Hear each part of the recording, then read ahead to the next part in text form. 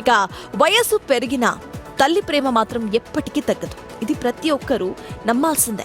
కొడుక్కి 50 ఏళ్లు దాటినా సరే ఆ తల్లి కళ్లకు అతను ఇంకా చిన్న పిల్లాడిలానే కనిపిస్తాడు. తూర్పుగోదావరి జిల్లా ఎర్నగూడెంలో ఒక వృద్ధురాలు తన కొడుకుపై చూపిస్తున్న అపారమైన అనురాగం ఇప్పుడు ప్రతి ఒక్కరి హృదయాలను హత్తుకుంటోంది.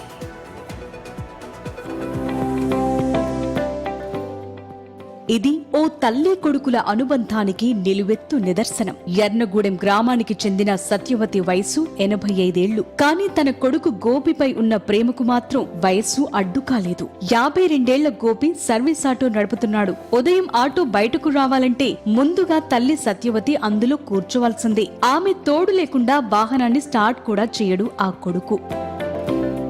ఎలా వెళ్ళాడు అంటూ ఉంటదండి, అనుకుంటా ఉంటది. అయితే ఏంటంటే ఇంకా అలాగే ఆవిడ ఇబ్బంది పడకుండా నా కూడానే ఉంటే ఏ గొడవ ఉండదు కదా అని నా కూడా ఓ పక్కన ఆటోలో పెట్టుకుని తిప్పుకుంటూ ఉంటానండి. ఉదయం నుంచి రాత్రి వరకు కొడుకు పక్కనే కూర్చుని ప్రయాణిస్తుంది సత్యవతి. ఆటోలో వెళ్లే సమయంలో ఎక్కడైనా ప్రమాదం జరుగుతుందేమోనన్న భయంతోని తన కొడుకు తోడుగా వస్తున్నానని చెప్తోంది ఆ తల్లి. ఎలాగెళ్తాడో ఏంటో అని నా కొడుకు సాయంగా ఉండాలని అక్కడే కోరుకుంటానండి నేను. అందుకని నా కొడుకు కూడా నన్ను వదలలేడు, నేను వదలలేనండి. ఎప్పుడు ఎవరు ఏమన్నా సరే నా కొడుకుని వదలనండి, అలాగే తిరుగుతూ ఉంటానండి.